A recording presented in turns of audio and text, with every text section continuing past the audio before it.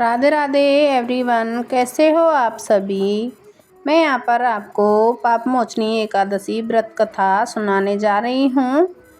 पापमोचनी एकादशी भगवान विष्णु को समर्पित एक पवित्र व्रत है। यह एकादशी सभी पापों को नष्ट करने वाली मानी जाती है। पुराणों में इसकी एक बहुत प्रसिद्ध कथा बताई गई है। कथा इस प्रकार है। प्राचीन समय की बात है। एक सुंदर वन था जिसका नाम था चैत्ररथ वन था। उस वन में बहुत से ऋषि मुनि तपस्या करते थे। उसी वन में एक महान ऋषि रहते थे जिनका नाम मेधावी ऋषि था। वे भगवान विष्णु के परम भक्त थे और कठोर तपस्या में लीन रहते थे। उसी वन में मंजू घोषा नाम की एक अत्यंत सुंदर अप्सरा भी रहती थी।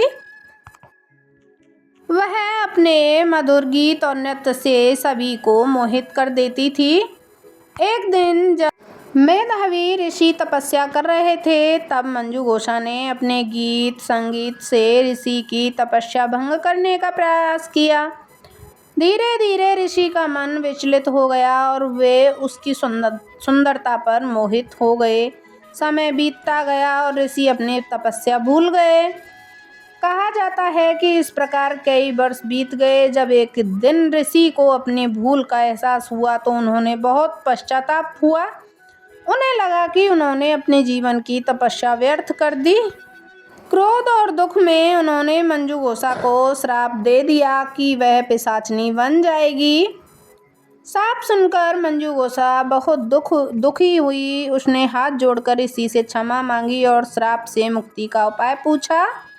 तब ऋषि को क्रोध शांत हुआ और उन्होंने कहा, यदि तुम पापमोचनी एकादशी का व्रत करोगी और विष्णु भगवान की सच्चे मन से पूजा करोगी तो तुम्हें इस श्राप से मुक्ति मिल जाएगी।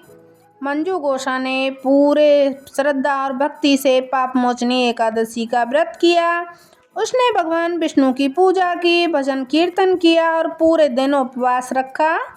व्रत के प्रभाव से उसका पिशाचिनी रूप समाप्त हो गया और वह फिर से अपनी दिव्य अप्सरा के रूप में लौट आई।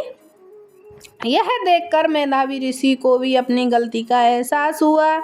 उन्होंने भी पापमोचनी एकादशी का व्रत किया, भगवान विष्णु से क्षमा मांगी। भगवान विष्णु की कृपा से उनके सारे पाप नष्ट हो गए और फिर से शांति और तपस्या का फल प्राप्त हुआ। कथा का संदेश यही है। इस कथा से हमें यह शिक्षा मिलती है कि पापमोचनी एकादशी का व्रत करने से मनुष्य के पाप नष्ट होते हैं, भगवान विष्णु की कृपा प्राप्त होती है। जो भी श्रद्धा और विश्वास से इस दिन व्रत और पूजा करता है उसके जीवन के दुख और कष्ट दूर हो जाते हैं।